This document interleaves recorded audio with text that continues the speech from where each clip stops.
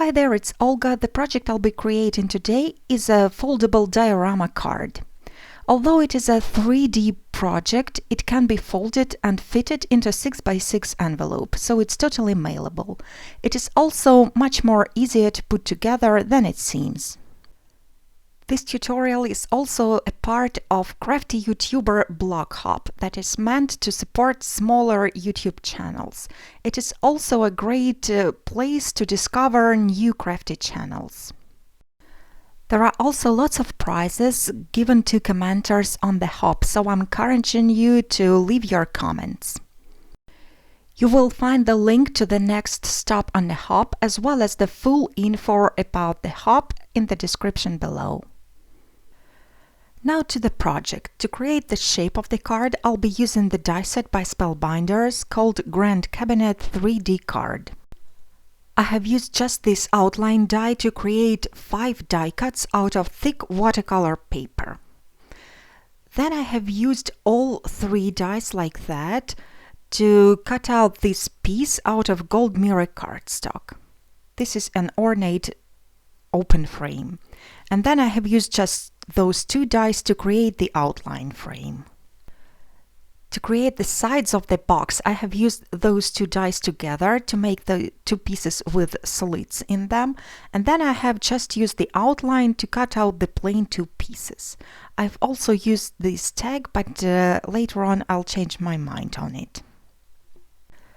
To create this construction, I have to trim off those little tabs from the front piece as well as from the back piece. Those 2 open frames are going to be the front, and one of the plain panels is going to be the back piece, so I'm trimming off the tabs. The 4 remaining pieces are going to be the inserts. Now to create the front panel, I'm going to apply some glue at the wrong side of the golden frame, and I'm going to stick it down on top of the cream background, and I'm pressing it down with the large acrylic block. For the 4 inserts, I'm going to use those matching 4 woodland dies by Memory Box, 1 on each of the panels. I am centering this die on a panel, this is the largest one, and then I'm trying to position it closer to the bottom of the panel, as close as I can. I've sent it through the die cutting machine, and you can see that it creates a beautiful negative tree outlines. If you are interested in the tools and products that I'm using, I have them listed on my blog as well as in the description. Then I'm going to use the next size tree die on the second panel. Again, I'm placing it closer to the bottom of the panel, just like I did for the first one. The shape those dies create are quite organic, so you don't have to be super precise with the placement. And I have made the remaining 2 pieces the same way. Again, I placed the dies closer to the bottom of the panels. I've die cut the label out of silver pearlescent cardstock, and then I'm going to use this die on it. This is called Floating Swan by Memory Box. And you will see that this die cuts out the swan as well as the circles on the water. I've die cut the swan one more time out of black cardstock, so I'm going to use silver for the water and black for the swan itself. To give the focal image some more interest, I'm going to apply metallic rub-on paint all over the edges of the image. I'm using the gold shade. This paint is wax-based and it's easily applied with your fingers. Then I'm going to flip over both dies, line them up, and then I'm going to attach the swan to the water with a piece of washi tape. Then I'm going to attach this label with a swan to the panel number 2. That is the second largest tree outline. I'm finding the best position for it, and then I'm going to apply some white glue to stick it down.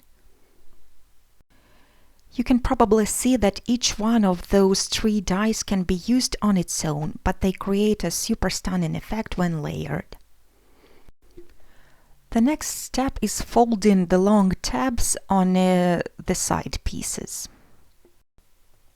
Then I'm going to apply thin 1/8 of an inch double-sided tape onto those tabs. Now I'm ready to assemble the box, and this is when the true magic begins. The first step is peeling off the liner from the tabs and attaching them to the back piece. I am lining up the sides with the tab folded, and then I'm just unfolding it and sticking it down. Then I'm going to add all the inserts, and I'm starting with the smallest tree outline. I'm inserting the tabs into the slits at the side of the box, and then I'm pulling the panel down until it aligns with the bottom, and this way it becomes locked into place. Then I'm going to repeat this process with all the remaining panels. I'm moving from the smallest tree outline to the largest one. And then I'm going to insert those panels to the other side of the box exactly the same way. The last step is attaching the front of the box. So I'm peeling off the liner from the tabs, and I'm just aligning the frame with the tabs and pressing it down to stick. It fits right in. At this point you can leave the box as it is, but I'm going to take it one step further and cover up the side tabs.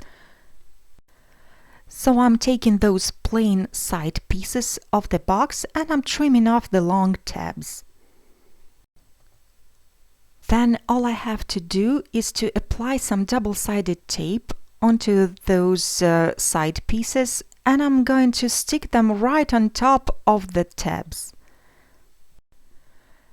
It's going to hide them completely, and at the same time it absolutely doesn't affect the function of folding and unfolding the box, so it works exactly the same way with or without those covers. So this is what my 3D card looks like at the moment. All there is left to do is to attach some half pearls to the frame, and it's going to be finished. The pearls are going to add just a little bit more dimension, but the card will still fit into 6x6 envelope. So this is what the finished project looks like, and by the way, if you add some backlight into it, you can create a sunset effect. I really hope you enjoyed the tutorial. Don't forget to leave your comments to be included in the prize drawing. You can find the link to the next stop on the hop in the description. Have a beautiful weekend, and I hope to see you again next time.